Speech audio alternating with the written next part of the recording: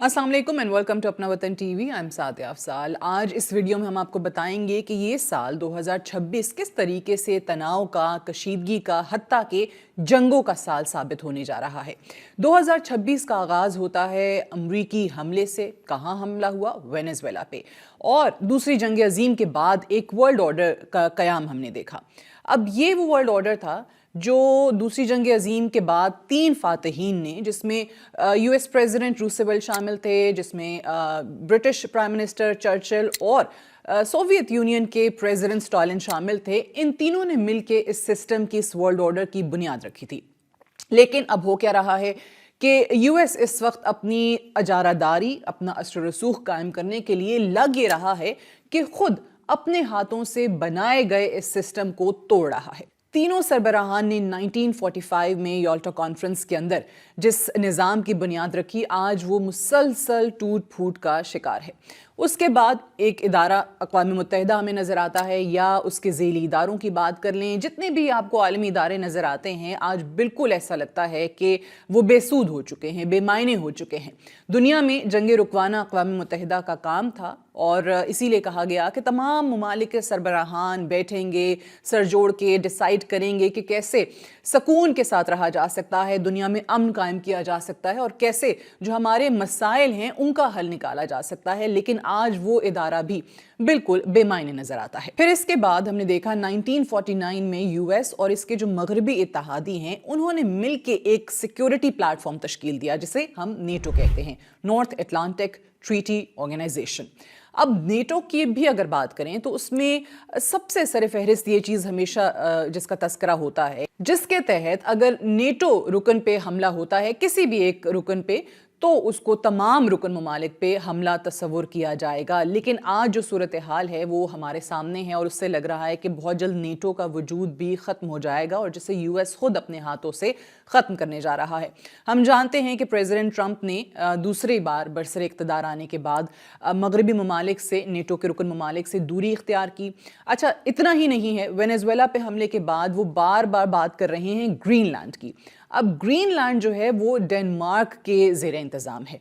अब अगर president Trump Greenland को हासिल कर लेते हैं, उस पर कब्ज़ा कर लेते हैं, वेनेजुएला वाली सूरत हाल वहाँ पे होती है, तो यकीनी तौर पे डेनमार्क, एक और जो नेटो का रुकन मुल्क है, वो ये चीज़ बर्दाश्त नहीं करेगा। और वो जो एक कानून था कि एक रुकन मुल्क पे हमला, तमाम रुकन ममालिक पे हमला होगा, तो अमेरिका उस कानून को भी अपने हाथों से इस तरीके से तोड़ देगा। और अमेरिका, प्रेसिडेंट ट्रंप बार बार ये बात कर चुके हैं कि ग्रीनलैंड उनके लिए हासिल करना कितना ज़रूरी है और कहते हैं कि जी वहाँ पे रशियन और चाइनीज़ जहाज़ों की भरमार है और यूएस के लिए ये एक सिक्योरिटी का मसला बन चुका है। तो वेनेजुएला के बाद अगर ग्रीनलैंड पर भी हमला होता है, कब्जा होता है, तो फिर अक़वाम मुत्तहिदा भी कुछ नहीं कर सकेगा। एक तरफ हमें नेटो टूटता हुआ नजर आएगा, उसका वजूद खतरे में पड़ जाएगा, और अक़वाम मुत्तहिदा जिसके हवाले से पहले ही कहा जाता है कि एक टूथलेस ऑर्गेनाइजेशन है, वो भी इस ज़मन में कुछ नहीं कर पाएगा। नेटो की कहानी भी ख़त्म, अक़वाम मुत्तहिदा जो है वो भी बग़ैर किसी किरदार के मौजूद रहेगा। अब अगर हम बात करें कि इस वक्त अमेरिका अपना आलमी असर रसूख कायम करने के लिए क्या कुछ कर रहा है, वो चाहता है कि जो नया वर्ल्ड ऑर्डर बन रहा है उसमें अमेरिका का यकीनी तौर पे एक हिस्सा हो और मजबूत हिस्सा हो। अब यहाँ पे पेट्रो डॉलर को मजबूत रखने के लिए भी कार्रवाइयाँ नज़र आ रही हैं। वेनेजुएला पर हमला भी इसी वजह से किया गया है कि वेनेजुएला जो है, या उनकी इंतज़ामिया, उनके एडमिनिस्ट्रेशन जो है, उनके सदर जो हैं, वो डॉलर में तेल की खरीदो फरोख्त नहीं कर रहे थे। और अगर पेट्रो डॉलर के इस निज़ाम को कहीं से भी कोई भी मुल्क चैलेंज करता है तो प्रेसिडेंट ट्रंप और अमेरिका के लिए वो ख़तरा ही होगा। फिर आप देखेंगे कि आने वाले दिनों में वैसे ही हम देख रहे हैं ईरान पे ऑब्वियसली उनकी कार्रवाइयाँ हैं, फिर मिडल ईस्ट में अपना फुटप्रिंट जो है वो स्ट्रॉन्ग करने के लिए, और ख़ास तौर से तेल के ज़खायर के मामले में अमेरिका बहुत ही सेंसिटिव है, उस पर वो कोई कॉम्प्रोमाइज़ करना नहीं चाहता। तो लिहाजा इस रीजन के अंदर भी आपको ये कार्रवाइयाँ तेज़ होती नज़र आएंगी। गल्फ़ कंट्रीज़ हम देखें आपने अभी यमन में देखा अक़वाम मुत्तहिदा और सऊदी अरब किस तरीके से आमने सामने आए। यकीनी तौर पे वो जो प्रॉक्सी वॉर जिसको कहा जाता है वो वहाँ पे लड़ी जा रही है और उसकी बुनियाद भी तेल के ज़खायर ही हैं। सो लिहाजा अमेरिका हर उस अपॉर्चुनिटी को एक्सप्लॉइट करेगा जो उसको इस ज़मन में नज़र आएगी, जिससे वो डॉलर को मजबूत कर सके और कहीं पर भी उसको चैलेंज किया जाता है उसके बनाए हुए निज़ाम को, तो वहाँ पे हमले कर सके, वहाँ पे अपनी कार्रवाइयाँ जारी रख सके। नया जो वर्ल्ड ऑर्डर बनने जा रहा है, इसमें तमाम ममालिक की कोशिश यही होगी कि वो उससे पहले अपने अहदाफ हासिल कर लें। फिर योल्टा कॉन्फ्रेंस 1945, जिस तरह मैंने बताया कि 3 फातिहीन जो हैं वो बैठ के फैसला करते हैं, एक नया निज़ाम बनाते हैं, उसी तर्ज का आपको कोई और निज़ाम नज़र आ सकता है। अब वो चंद साल भी चल सकता है, वो चंद दहाइयाँ भी चल सकता है, लेकिन अभी ये जो केओस है, अभी जो अफरा तफरी है, अभी ये जो जंगी सूरत हाल है, इसमें मज़ीद तेज़ी आएगी और उसके बाद हम देखेंगे जब एक नए वर्ल्ड ऑर्डर का क़याम मुकम्मल हो जाएगा, उसकी तश्कील हो जाएगी, उसकी बुनियाद पड़ जाएगी, तो फिर कुछ दहाइयाँ आपको खामोशी नज़र आएगी। अब एक और अहम फरीक रूस है। अब रूस यूक्रेन वॉर को अगर आप देखें तो वो 5वें साल में दाखिल होने वाली है और इस साल हमें लगता है कि अमेरिका की तरफ से सीज़ फायर की जो कोशिशें हैं वो ज़्यादा तेज़ हो जाएंगी। अमेरिका ऑलरेडी जो सियासी या दिफाई सपोर्ट थी यूक्रेन की, उससे अपना हाथ खींच चुका है और यूरोप को, उनके इत्तेहादियों को ये बात पसंद नहीं आ रही, क्योंकि उनको लगता है कि रूस का अगला टारगेट वो भी हो सकते हैं आफ्टर यूक्रेन। अब यूक्रेन को अगर आप देखें तो प्रेसिडेंट ट्रंप कहीं ना कहीं ये कोशिश करेंगे कि यूरोपीय ममालिक जो हैं वो यहीं पर संभल जाएं, यहीं पर ठहर जाएं और रूस जो कुछ कर चुका है उसको जाने दें। लेकिन यूरोप की कोशिश है कि इस जंग को तूल दी जाए। उसकी वजह यह है कि उनको अपना वजूद ख़तरे में नज़र आता है और उनको लगता है कि अगर ऐसा हो गया, यानी ये जंग रुक गई और रूस की शराइत पे, प्रेसिडेंट पुतिन की शराइत पे रुक गई, तो वो बिल्कुल इररेलेवेंट हो जाएंगे, जो कि होने जा रहा है। यूरोप आने वाले या नए बनने वाले इस वर्ल्ड ऑर्डर में आपको बिल्कुल इररेलेवेंट होता नजर आएगा। प्रेसिडेंट पुतिन की भी कोशिश है कि इस जंग को तूल दिया जाए और उसकी वाहिद वजह यह है कि यूक्रेन के मजीद हिस्सों पर, मजीद इलाकों पर कब्जा हासिल किया जा सके, ताकि वहां पर जो यूरोपीय ममालिक यूक्रेन की मदद को मौजूद हैं वो भी वहां से फरार चाहें, वो भी वहां से बच निकलना ही बेहतर समझें। जैसे यूरोप, मैंने बताया कि ऑब्वियसली दिफाई सलाहियतें उनकी कमज़ोर हो रही हैं, मौशी ढांचा जो है वो उनका कोलैप्स कर रहा है। सो इसलिए उनके लिए बहुत मुश्किल है कि वो रूस का मुकाबला कर सकें।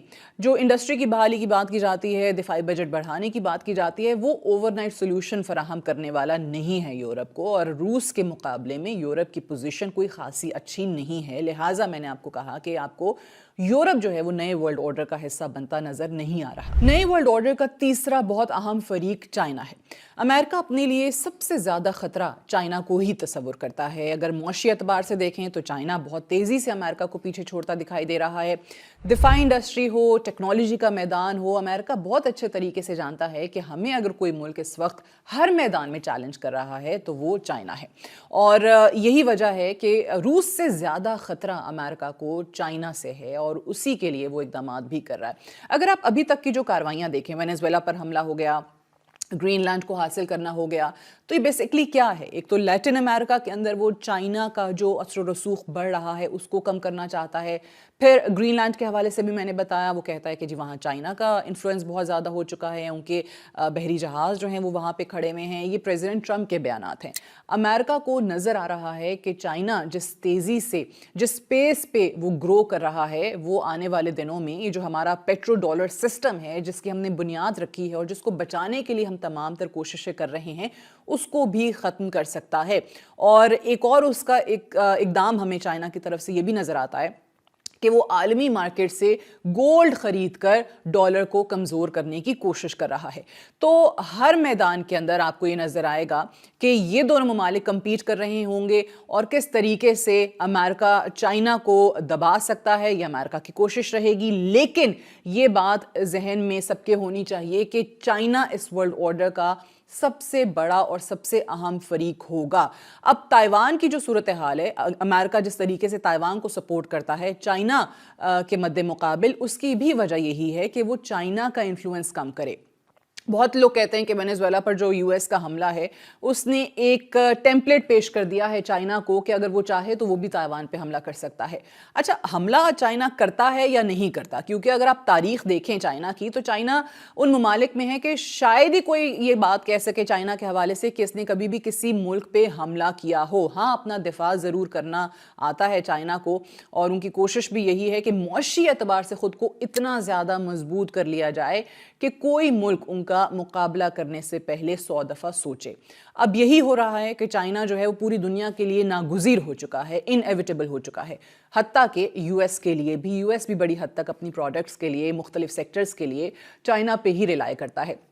اس ورلڈ آرڈر میں سب سے اہم فریق چائنا اور اس کے بعد امریکہ اور رشیا، یہ 3 ممالک جو ہیں وہ اس نئے ورلڈ آرڈر کا قیام کرنے جا رہے ہیں، اس کو تشکیل دینے جا رہے ہیں. اور 2026 میں سیاسی افراتفری ہو، جنگی کاروائیاں ہوں امریکہ کی طرف سے چائنا کا اثر و رسوخ کم کرنے کے لیے، یہ تمام وہ چیزیں ہیں جو آپ کو شدت اختیار کرتی دکھائی دیں گی اور یہ دنیا عدم تحفظ کا شکار ہوگی. آج کے لیے اتنا ہی. Thank you so much for watching.